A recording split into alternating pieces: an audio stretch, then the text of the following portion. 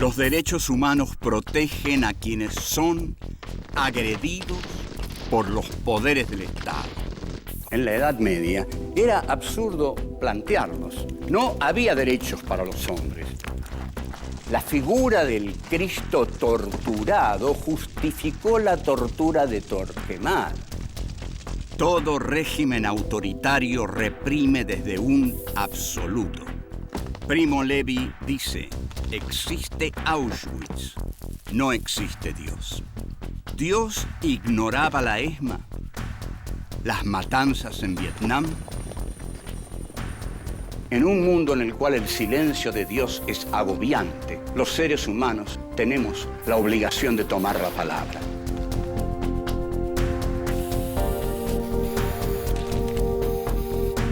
Filosofía aquí y ahora 5. Filosofía y derechos humanos. Encuentro 4. Colonialismo y violencia. 1. La pesada carga del hombre blanco. 2. Sangre y lodo. 3. La violencia colonial y el progreso. 4. ¿Existe la violencia legítima? 1. La pesada carga del hombre blanco. Este es nuestro encuentro 4, colonialismo y violencia. Bueno, ¿qué otra cosa sino el colonialismo podría conllevar en sí la violencia? Porque el colonialismo, justamente, es entrar donde a uno no lo han llamado. El colonialismo implica entrar en países que no son los de uno. El colonialismo es eso. Entrar en países que uno quiere para sí, pero que no son suyos. Entonces, la violencia es un elemento casi insoslayable. A veces es cierto, los países colonialistas son bien recibidos, pero en general entran a sangre y fuego. El colonialismo moderno ha inventado categorías culturales para su empresa. Categorías culturales, es decir, cuando el colonialismo entra en un lugar, con él entra la cultura. Y uno de los grandes teóricos, o el más grande teórico del colonialismo, que fue Rudyard Kipling, llamó a esta tarea la pesada carga del hombre blanco, que tiene así algo mítico, ¿no? La pesada carga del hombre blanco es nada menos que la de civilizar al resto del mundo. Esta es la pesada carga que tiene el hombre blanco, porque no todos los países han estado siempre dentro de la historia. No, señores. No, señores. Los que han estado siempre dentro de la historia son los países occidentales. Esos países son los países del hombre blanco. Esos países son los países de la civilización. Lo que quiere decir civilización, con rigor, quiere decir blanco, quiere decir culto, quiere decir historia, quiere decir estar dentro de la historia. Y lo que está fuera de la historia, lo que no pertenece a ella, es la barbarie. Los países que están fuera de la historia, los que todavía no han sido colonizados por los países civilizados, son los países bárbaros. Entonces, el hombre civilizado tiene derecho a matar a un bárbaro porque el hombre bárbaro no es un hombre. No se es así nomás un hombre. Hay que hacerse un hombre. Un hombre no es una cosa de todos los días. Un hombre es lo que dice Rudyard Kipling en su célebre poema If. Sí, el condicional sí, que dice en una de sus partes, si sabes confiar en ti mismo cuando todos dudan de ti, pero te haces también cargo de sus dudas. Si te sabes encontrar con el éxito y el fracaso y tratar a esos dos impostores por igual. Si sabes seguir cuando no queda nada en ti, excepto la voluntad que te dice, avanza. Si sabes llenar el inexorable minuto con el poderoso valor de 60 segundos. Tuya es la tierra y todas las cosas que hay en ella. Y lo que es más, será su nombre, hijo mío. Este es el poema del hombre imperialista. Uno se siente algo cuando lo lee y también se siente una basura, porque sabe que es muy difícil llegar a ser un hombre así.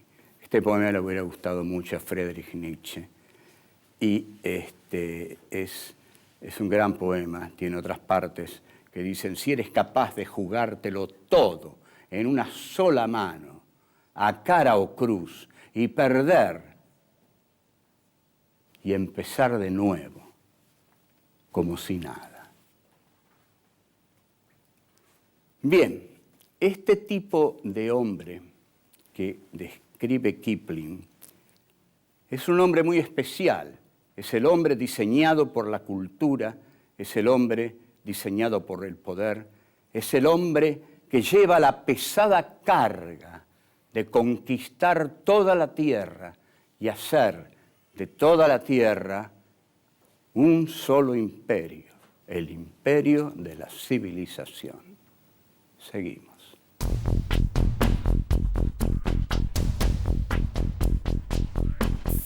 Dos, sangre y lodo.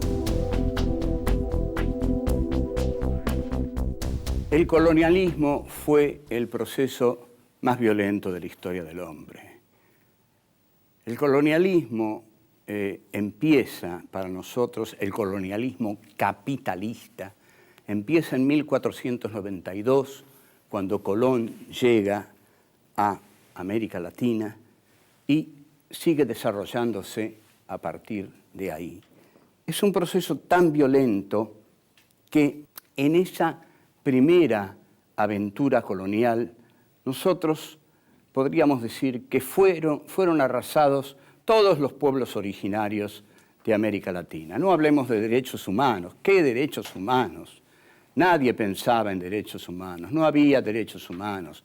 Había ambición de oro, ambición de riquezas. Y sobre todo, los indios no eran humanos, no tenían corazón, no tenían nada, porque simplemente el Evangelio no los cubría, la cruz no los evangelizaba, no les daba un alma, no tenían alma. Entonces se los barría como a basura.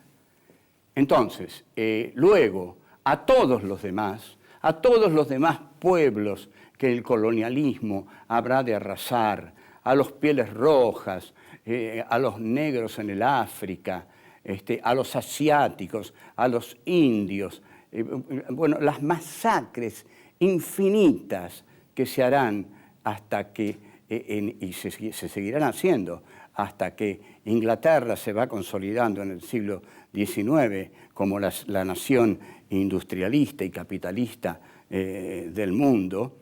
Esta es lo que Marx llama acumulación originaria del capital. La acumulación originaria del capital, y que Marx, capítulo 24 del Capital, va a decir que el capital viene al mundo chorreando sangre y lodo. Sí, por supuesto, el capital viene al mundo chorreando sangre y lodo. Bueno, es así, no hay derechos humanos.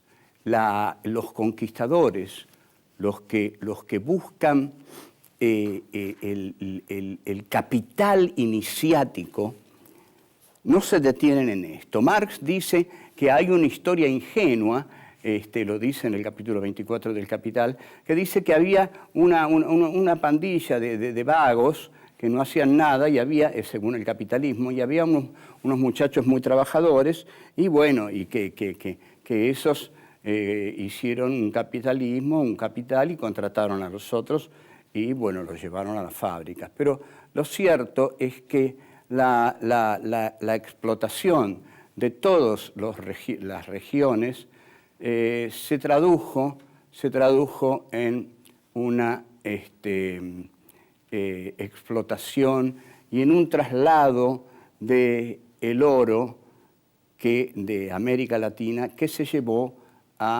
fundamentalmente a Gran Bretaña, porque los piratas de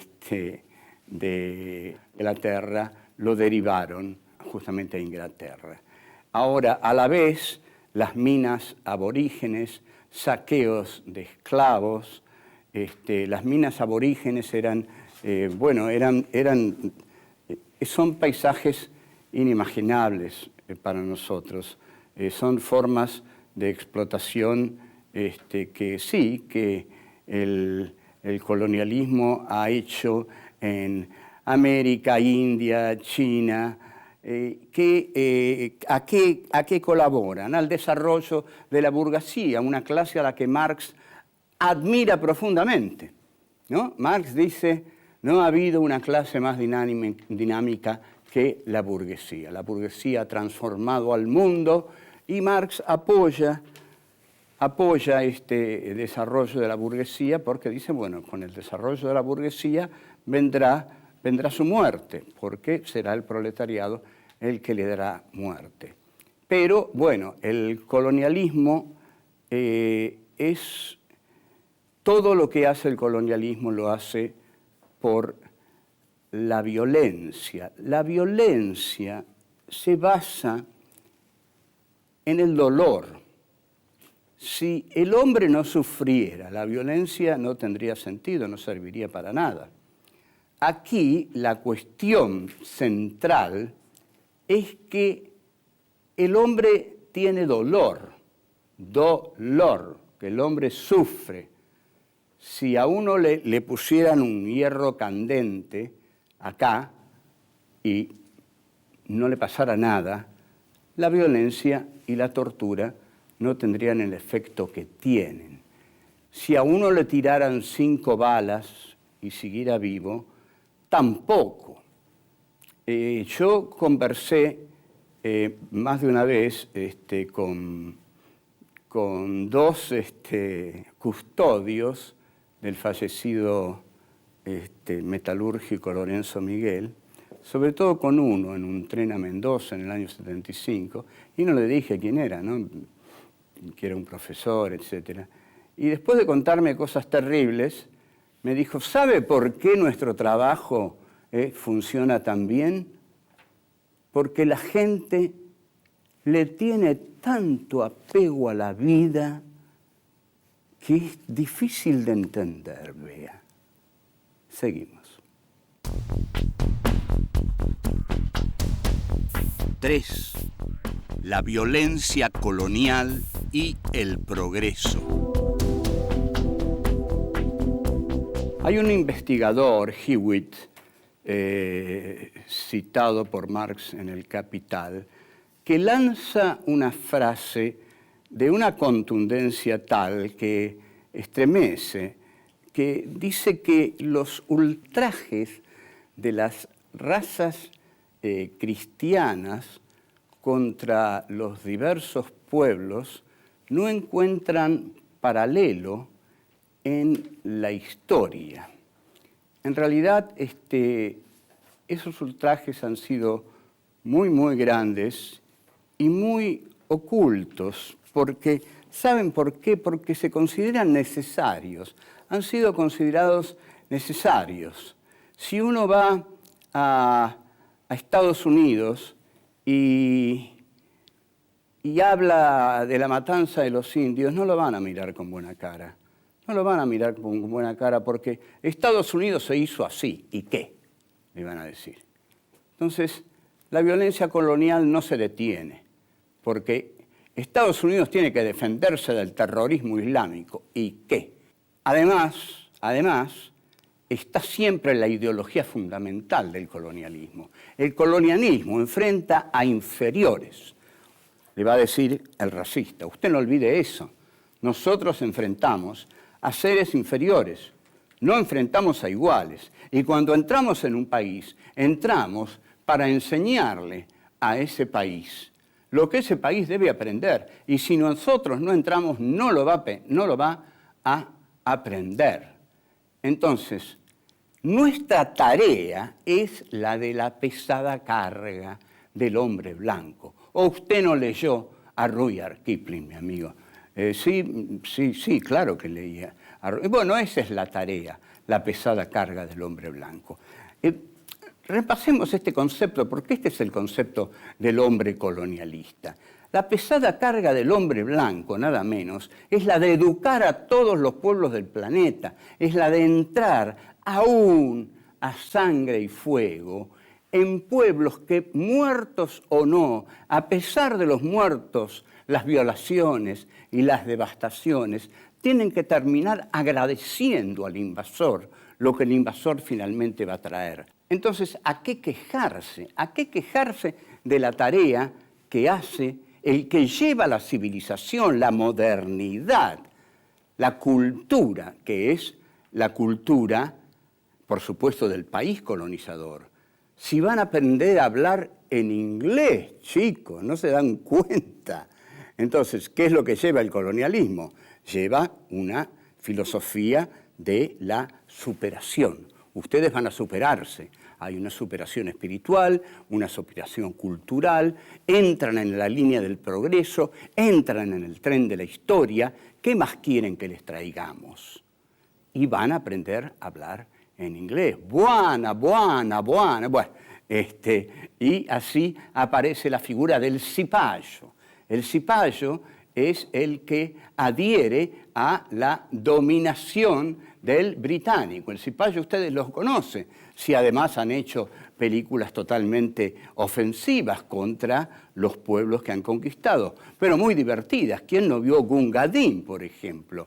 Y si no vio Gunga Din, vio La fiesta inolvidable y lo vio a Peter Sellers. ¿Quién no vio a Peter Sellers tocando la trompeta? ¿Quién no vio a Peter Sellers tratando de atarse la sandalia y apoya el pie sobre la bomba?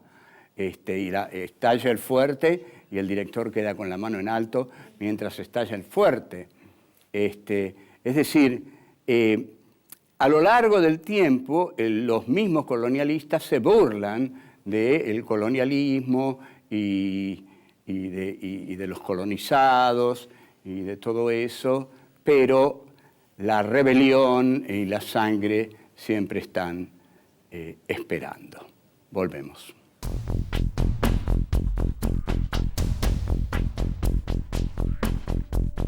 Cuatro. ¿Existe la violencia legítima?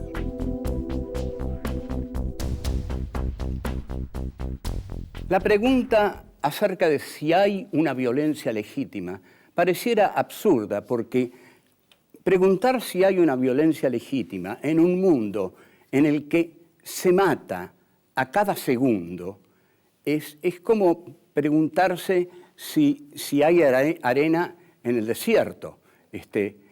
¿Hay una violencia legítima? Y sí, no sé si esa violencia es legítima. Lo que sé es que hay una violencia fáctica, brutal, constante, que no para nunca y en la cual muchas cosas deben fundarse para que sea así, para que el mundo esté basado en esa violencia. Esa violencia es de todo tipo, es individual, es social, es política.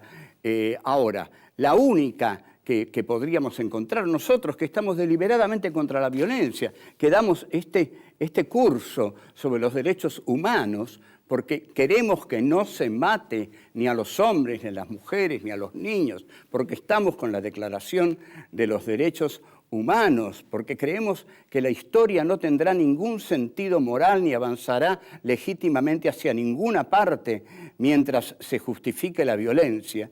Sin embargo, estamos azorados ante este avance de la historia con la violencia. Entonces, ¿qué podemos decir? La violencia es legítima, podríamos decir, cuando un pueblo sometido se levanta contra otro. Bueno, la violencia de nuestros próceres de Mayo, la violencia del pueblo argelino, la violencia de los vietnamitas y la violencia de hoy en Irak. Es una violencia legítima porque la violencia del colonialismo de Estados Unidos vuelve legítima la violencia de los guerrilleros iraquíes. No los estaban esperando ni querían que fueran ahí. ¿Qué hacen ahí? Si se van, esa gente no va a matar a nadie. Están matando porque los norteamericanos han ido ahí. Entonces, ellos son los que están despertando la violencia. Ahora, también la violencia está en la desigualdad del capitalismo. Ojo, ya no hay comunismo, pero el capitalismo, la esencial, profunda, abismal desigualdad del capitalismo es violencia, es expulsión de la sociedad civil, es marginación, es arrojo a la desesperación. Entonces, el imperio, ¿qué hace? Los países opulentos, las ciudades opulentas, ¿qué hacen? Levantan muros. ¿Hasta cuándo van a levantar muros? Necesitamos un sistema económico que integre. Basta de este sistema económico que es imposible, que no integra a nadie, porque es un sistema económico basado en la especulación del dinero y no en la productividad de la burguesía del verdadero capitalismo smithiano del siglo XIX. El colonialismo es lo más despiadado que hay, porque el territorio que invade, el colonialista considera que está poblado de inferiores, entonces los mata a todos. Pero hoy, los de las ciudades y los países opulentos consideran que los inmigrantes que vienen a pedir trabajo, comida, abrigo, calor a los países poderosos, también son inferiores. También porque pertenecen a países inferiores, pertenecen a geografías inferiores, porque el mundo cada vez más se estrecha y este mundo cada vez se estrecha más. Este mundo cada vez es de menos, cada vez es de menos gente y cada vez tiene más marginados. Entre tanto, y hablando del colonialismo, nuestro país padece una situación de injuria colonialista. Las Islas Malvinas, llamadas por el colonialismo las Falklands. Las Malvinas. Esas islas son una injuria para nosotros y para el sistema jurídico internacional. Tomadas en tiempo de Rosas ilegalmente, son ilegalmente mantenidas. Fueron ganadas de nuevo en una guerra contra una junta criminal detestada ante todo por los argentinos, o por muchísimos de ellos. Esa guerra irresponsable que llevó adelante esa junta mató a muchísimos jóvenes argentinos. Pero nosotros, todos, queremos que la batalla sea una batalla judicial, valiente y osada, porque lo judicial también puede ser valiente y osado. Y en esa tarea vamos a seguir. Nosotros queremos tener esas islas porque nos pertenecen y queremos tener lo que nos pertenece, porque no queremos tener un territorio amputado, no queremos tener nada amputado. Queremos ser un país entero, caramba. Si lo somos, ¿por qué nos van a quitar algo que es nuestro? Lo que es nuestro es nuestro. No pedimos nada que no lo sea. De modo que esas islas son nuestras y las vamos a seguir pidiendo mientras estemos arriba, flotando sobre las aguas de este mundo. Chao.